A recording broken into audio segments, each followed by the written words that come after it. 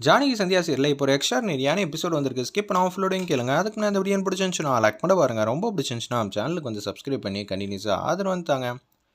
சீனுவும் மாயாவும் சேர்ந்து வீடியோ வந்து எடுத்துக்கிட்டு இருக்காங்க. அந்த பொம்பளை வந்து இன்னொருத்தவங்கள்ட்ட வந்து பேசிகிட்டு இருக்காங்க. நம்ம மகாலிங்கத்துக்கிட்ட கேமரா ஆங்கிளில் வந்து சரியாக வந்து மகாலிங்கத்தோட ஃபோட்டோ வந்து தெளிவாக தெரிய மாட்டேங்குது போல இருக்குது. யார் இருக்கா என்ன இருக்கான்னு தெரியாமல் வந்து பட்டப்பட்டுறாங்க. அந்த இடத்துல சீனு வந்து யோசிக்கிறாங்க. இப்போதைக்கு நம்ம இங்கேயே நின்றுட்டு இருந்தால் சரி வராது, நம்ம வந்து களத்தில் வந்து இறங்கிடலாம் அப்படின்னு சொல்லிட்டு வேக வேகமாக ஓடுறாங்க. அப்போன்னு பார்த்து அந்த அம்மா வந்து பார்த்துட்றாங்க. ஐயா, ஒரு வேளை வந்துடுறாங்கய்யா, யாரோ ஒரு பையன், நீங்கள் ஓடுங்கயா அப்படின்னு சொல்லும்போது சீனு வந்து பார்த்துட்றாங்க. ஏய், அவனை லைட்டாக வந்து அடித்து தள்ளி விட்டுட்டு நம்ம எல்லோரும் எஸ்கேப் ஆகிடுங்க சரிங்களா அப்படின்னு சொன்னோன்னே, அதே மாதிரி அந்த ரவுடிங்கெலாம் வந்து அப்படியே வந்து சீனு வந்து கவர் பண்ணிடுறாங்க. தள்ளி நிற்கிறாங்க. அதுக்குள்ளே காரும் சல்லுன்னு போயிடுது. அந்த அம்மாவும் ஓடிடுறாங்க. சுற்றி இருக்கிற எல்லா ஆளுங்களும் ஓடிடுறாங்க. சீனுவை போட்டு அடின்னு அடிக்கிறாங்க. சீனு வந்து டிஷம் பண்ணுறாங்க. ஐயா அடிக்கக்கூடாதுன்னு சொல்லியிருக்காரு, லைட்டாக தான்டா பண்ண சொல்லியிருக்காங்க, வாடா எஸ்கேப் ஆயிடலாம், ஐயா தான் தப்பிச்சார்ல அப்படின்னு சொல்லிட்டு அவங்களும் சீனுவை தாண்டி ஓடி போயிட்டாங்க.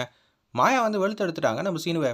என்னடா நினச்சிக்கிட்டு இருக்க, நீ எதுக்காக ஓடின, நீ தானே சொன்ன கேமராவில் வந்து சரியாக வந்து பதிவாக மாட்டேங்குது, யார் என்ன எதுன்னு பார்க்கலாம் தான் போனேன், யாருன்னு பார்த்தியா, பார்க்கல, நீ பார்த்துருந்தாலும் சரி பரவாயில்ல அப்படிங்களாம்.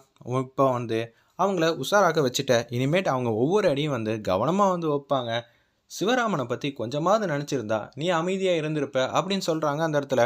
இப்போ என்ன பண்ண போகிறோம், எனக்கு பயமாக தான் இருக்குது. சிவராமன் அங்கே கொசுக்கடியில் மரத்தில் வந்து கட்டி வச்சிட்ருக்காங்க. அதோட வலி வேதனையெல்லாம் பார்த்து தான் இவனை உண்டுலன்னு ஆக்கணும்னு நினச்சேன். நீ அவங்கள சேஃப்கார்டு தாண்டா பண்ண பார்த்த. சரி இருந்தாலும் பரவாயில்ல, நம்ம பார்த்துக்கலாம். இப்போ இன்னொரு வழி இருக்குது, அந்த வழியை நோக்கி தான் நம்ம சிவராமனை வந்து காப்பாற்றி ஆகணும். என்ன சொல்கிற, அந்த அம்மாவோட புருஷன் வந்து நாளைக்கு வெளியில் வராங்களாம், அவங்கள வந்து நம்ம பார்க்க போகிறோம். கஷ்டமாச்சே, அவங்க பேர் குமாருன்னு தெரியும், ஆனால் எங்கே ரிலீஸ் ஆகுறாங்கன்னு தெரியலையே. பரவாயில்ல, நம்ம போலீஸ் ஸ்டேஷன் அங்கே இங்கேன்னு விசாரித்து எப்படி இருந்தாலும் டீட்டெயில் வந்து விடியறதுக்குள்ளே கண்டுபிடிச்சே ஆகணுங்கிற மாதிரி யோசிக்கிறாங்க அந்த இடத்துல. அப்போன்னு பார்த்து தெரிஞ்ச வழக்கறிஞர்களுக்கு ஃபோன் அடிச்சு எந்த இடத்துலேருந்து குமார் வெளில வராங்கன்னு தெரிஞ்சோனோ ஒரு லொக்கேஷன் வந்து சொல்கிறாங்க. அந்த இடத்துக்கு பைக்கில் வந்து வேக வேகமாக போயிட்டுருக்காங்க. காலையில் வந்து ஏஞ்சிடுறாங்க நம்ம ரகுராம். ஏஞ்சி முடிச்சுட்டு சாமி வந்து கும்பிட்றாங்க. கடவுளே, என் தம்பி வந்து நிரபராதின்னு நான் இந்த ஊர் மக்களுக்கு முன்னாடி நிரூபித்து காட்டணும், அதுக்கு ஆதாரம் ஏதாவது இருக்கணுங்கிற மாதிரி யோசிச்சுட்டு இருக்காங்க. பார்வதி வந்து வேதனையோடு வந்து அழுதுகிட்டு இருக்காங்க. என் புருஷன் அங்கே நைட்டு ஃபுல்லாக வந்து கொசுக்கடியில் உட்காந்துட்டு இருக்காப்புல, அவர் வாழ்ந்த வாழ்க்கைக்கு அர்த்தமே இல்லாமல் ஆகிடும். அவர் தான் தப்பு செஞ்சவர்னு குற்றவாளி நிரூபிச்சிட்டாங்கன்னா எதுவுமே பண்ண முடியாது. அநியாயமாக அவர் மேலே இவ்வளோ பெரிய பழியை தூக்கி போட்டிருக்காங்க. அவங்களாம் என்ன கதிக்கு ஆளாவாங்கன்னு தெரியலையேங்கிற மாதிரி அந்த இடத்துல வந்து ரொம்ப சோகமாக வந்து பேசிகிட்டு இருக்காங்க நம்ம பார்வதி. அவர் மட்டும் ஏதாவது இடக்கு முடக்கா பிரச்சனை ஆயிடுச்சுன்னா நான் என்ன பண்ணுவேங்கிற மாதிரி பாட்டத்தின் உச்சத்தில் இருக்காங்க அந்த இடத்துல. நம்ம ஜானகி அம்மா மணிலேருந்து எல்லாரும் அப்படி தான் யோசிச்சுட்டு இருக்காங்க. ஆறுதல் வந்து சொல்கிறாங்க நம்ம மகாலிங்கமும் சாருமதி அவங்க அம்மா 3 பேர் சேர்ந்து. நான் பஞ்சாயத்துக்கு போயிட்டு வரேம்மா, நிச்சயம் வந்து நமக்கு சாதகமாக வந்து தீர்ப்பு வருமானு தெரில, ஆனால் நிச்சயம் வந்து உண்மைக்கான விட கண்டிப்பாக கிடைக்குங்கிற மாதிரி சொல்லிவிட்டு அப்படியே கார் பக்கத்தில் போயிட்டு இருக்கிறப்ப தண்ணி எடுத்து திருப்பியும் குடிக்கிறாங்க நம்ம ரகுராமன். அப்போன்னு பார்த்து பார்வதி வந்து பேசுகிறாங்க. மாமா போகிறப்ப இது மாதிரி தடுக்காதீங்க, ஒரு வேளை நீங்கள் அவங்களுக்கு அகேன்ஸ்டாக வந்து பேசுகிற மாதிரி சுச்சுவேஷன் வந்துருச்சுன்னா நான் இருக்க மாட்டேன் மாமா அப்படின்னு சொல்லிடுறாங்க. ஏமான்னு இப்படியெல்லாம் பேசுகிறேன்னு ஜானகி வந்து சொல்கிறாங்க. பின்ன இது மாதிரி ஆனதுக்கப்புறம் அவர் மூஞ்சியை பார்க்க எனக்கும் வந்து பிடிக்காது, அவர் என் ஃபேஸை பார்க்க அவரும் வந்து கூனி குறுகி நிற்பாப்புல, இதெல்லாம் எனக்கு தேவையா, பார்த்துக்கங்க மாமா, அவ்வளோதான் என்னால் சொல்ல முடியும்னு சொன்னேன். ஒரு பக்கம் ஜெயில் வாசலில் வந்து நிற்கிறாங்க நம்ம சீனுவும் மாயாவும். குமார்னா யாருன்னு தெரியலையே, அங்கே ஒரு போலீஸ் இருக்காங்களா, அவங்கள்ட்ட கேட்போன்னொன்னே இங்கே யார் குமாருங்கிறவங்க ரிலீஸ் ஆகுறாங்களா, ஆமாம் ஒரே ஒரு குமாருங்கிற ஒருத்தர் மட்டும்தான் ரிலீஸ் ஆகுறாங்க. அப்போனா அந்த அம்மாவோட ஹஸ்பண்டாக தான் இருக்கும், இவங்களை வச்சு தான் நம்ம ஈஸியாக வந்து ஜெயிக்க முடியுங்கிற மாதிரி அதிரடியாக வந்து யோசிச்சுட்டு இருக்காங்க அந்த இடத்துல. இப்போ என்ன பண்ணலாங்கிற மாதிரி பாட்டத்தின் உச்சத்தில் இருக்கிறப்ப குமார்னு ஒருத்தவங்க வெளில வராங்க. இவராக தான் இருப்பாரோ அப்படின்னு சொல்லும்போது, ஆமாம் இன்றைக்கி ஒரே ஒரு ரிலீஸ் மட்டும்தான் சொன்னாங்க, அப்போனா இவராக தான் இருப்பாங்க. என்னையா அடிக்கடி உள்ளே வந்துட்டு போகிறேன், நானும் நிரந்தரமாக உள்ளே இருக்கணும்னு தான் நினைக்கிறேன், ஆனால் என்ன பண்ணுறது, வெளியில் தான் விட்டுறீங்களேங்கிற மாதிரி காமெடி பண்ணிக்கிட்டு இருக்காங்க. ஒன்று அவர் மாட்ட வந்துகிட்டு இருக்கப்ப, அண்ணா எனக்கு ஒரு உதவி வேணும், நீங்கள் யார் அப்படின்னு சொல்லி கேட்குறாங்க. சீனுவை பார்த்தோம் மாயாவை பார்த்தோம். எங்கள் பேர் சீனு மாயான்னு சொல்லி முடிச்சதுக்கப்புறம் நீங்கள் தானே குமார், நீங்கள் எந்த குமாரை பார்க்க வந்திருக்கீங்கன்னு சொல்லி அடமொழி பேர் வச்சு ஒரு 10 பேர் சொல்கிறாங்க. இதில் என் பேர் வந்து பட்டகுமார். என்னெல்லாம் பார்க்கலாம் உங்களுக்கு அவசியம் இருக்காது, தேவையும் இருக்காது, நான் சரியான டம்மி பீஸுங்க, என்னை பார்த்து உங்களுக்கு என்னங்க வந்து தேவை இருக்க போகுது, இது மாதிரி இவங்களோட ஹஸ்பண்டு தானே நீங்கள், ஆமாம் அவளை பற்றி எதுக்கு என்கிட்ட விசாரிக்கிறீங்க, நடந்த உண்மையெல்லாம் வந்து சொல்லிடுறாங்க அந்த இடத்துல நம்ம மாயாவும் சீனுவும். சரிம்மா, உன் சித்தப்பா பாதிக்கப்பட்டாராகவே இருக்கட்டும், அதுக்கு நான் என்ன பண்ண முடியும், நீங்கள் தான் வந்து பஞ்சாயத்தில் உண்மையை சொல்லணும். இது என்னோட வேலையும் இல்லை, அது எனக்கு தேவையும் இல்லை. ஏன்னா எனக்கும் என் பொண்டாட்டிக்கு ஆகாது. அவள் தப்பானவன் தெரிஞ்சவொன்னே நான் விலகிட்டேன். அதனால் அந்த விஷயத்தெல்லாம் என்னை கோத்து விடாதீங்க. ஆனால் தயவு செஞ்சுன்னு நாங்கள் எப்பேற்பட்ட பாரம்பரியமான குடும்பம் அப்படின்னு சொல்ல வராங்க. இதெல்லாம் கேட்க கூட எனக்கு டைம் இல்லைம்மா. நீ வேறு ஆளை பார்த்துக்க. உன்னை நினச்சி நான் கஷ்டப்படலாம், உனக்கெல்லாம் உதவி செய்யலாம் வர முடியாதுன்னு சொல்லிட்டு அவர் மட்டும் போக ஆரம்பிச்சிட்டாங்க குமார். இதை பார்த்தோன்னே வேதனையோடு இருக்காங்க.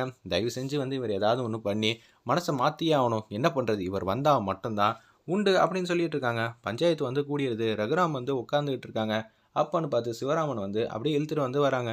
பாவங்க, நைட்டு ஃபுல்லாக கட்டி போட்டு வச்சுருக்காங்க. எனக்கு மனசெல்லாம் வேதனையாக இருக்குது. ஜானகி பேசுகிறாங்க.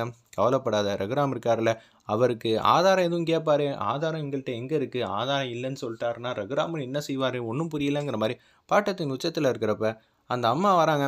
உன் புருஷன் எங்கே இருக்கான், முதல்ல அதை சொல்லு. உன் புருஷன் இருக்கானா அப்படின்னு சொல்லி கேட்குறாங்க ரகுராம். என் புருஷன் உள்ளே இருக்காரு, இன்றைக்கி தான் ரிலீஸ் ஆகுறாரு. நான் எதுவாக இருந்தாலும் உண்மையை தான் பேசுவேன். இப்போ மறைச்சி பேசிட்டு அதுக்கப்புறம் உண்மை தெரிஞ்சிச்சுன்னா கஷ்டமாயிடும்ல. உண்மை பேசுகிறது தான் எல்லாத்துக்கும் நல்லது, சரியா அப்படின்னு சொல்லிடுறாங்க ரகுராம். இவன் என்ன சொல்ல போகிறான்னு தெரியலையே, என் அடிவயர்லாம் ரொம்ப கலங்குதுங்கிற மாதிரி பார்வதி பேசிகிட்டு இருக்கப்ப அன்றைக்கி நைட் என்ன நடந்துச்சு அப்படின்னு சொல்லும்போது திருப்பி லிஃப்ட் வாங்கினது அங்கே நடந்த விஷயமே வேறு, ஆனால் இங்கே சொல்கிற விஷயமே வேறு. தண்ணி கேட்கறதுக்காக வந்தாப்புல அப்படி இப்படின்னு சொல்லி எல்லாத்தையும் சொல்லி முடிச்சிடுறாங்க. இவன் பச்சையாக போய் சொல்கிறா, இவன் ஃப்ராடு அப்படி இப்படின்னு சொல்லி கண்ணாமண்ணான்னு திட்டுறாங்க. அந்த இடத்துல நம்ம பார்வதி, எந்த பொண்ணாவது இந்த விஷயத்தில் பொய் சொல்லுவாங்களா, அதுக்கு பாசிபிளே இல்லை. சரி, நீ உன் தரப்பு சொல்லிட்ட, பாதிக்கப்பட்டவனுக்கும் நம்ம ஒரு விஷயத்தை சந்தர்ப்பத்தை ஏற்படுத்தி கொடுக்கணும். சிவராமா சொல்லு, சிவராமா உன் பக்கம் இருக்கிற நியாயத்தை. நியாயங்கிறது நீ வாய் வார்த்தையாக சொல்லக்கூடாது, ஆதாரமாக சொல்லணும். அதுக்கு முன்னாடி இந்த அம்மாவும் இந்த பையனும் ஒன்றா வீட்டிலேருந்து வெளில வந்ததை யாரும் பார்த்தீங்களா அப்படின்னு சொல்லி கேட்குறாங்க சிவராமன். உன்னை பார்த்ததுக்கான சாட்சின்னு சொல்லி ஒரு 10-15 பேர் நாங்களாம் இருக்கோங்கிற மாதிரி சொல்லிடுறாங்க அந்த இடத்துல. அப்படியா சிவராமா, உன் தரப்புலேருந்து பேசுகிறதுக்கு யாரும் இருக்காங்களா அப்படின்னு சொல்லி கேட்குறாங்க அந்த இடத்துல நம்ம ரகுராம். உடனே இல்லைன்னு சொல்லிடுறாங்க. போதிய சந்தர்ப்பமும் சாட்சி சூழ்நிலை இது எல்லாத்தையும் பார்த்தா சிவராமன் தான் குற்றவாளிங்கிற மாதிரி தான் இப்போதைக்கு தெரிய வருது அப்படின்னு சொல்லிட்டு இருக்கப்ப அவர் மனசை மாற்றுறதுக்கு ஆல்மோஸ்ட் முயற்சி பண்ணிகிட்டு இருக்காங்க.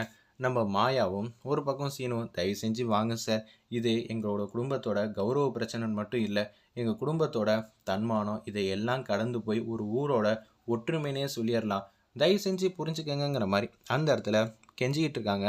வேறு லெவலில் இருந்துச்சுன்னே சொல்லலாம் நம்ம மாயா பேசுனா ஒவ்வொரு வாக்கியமும்.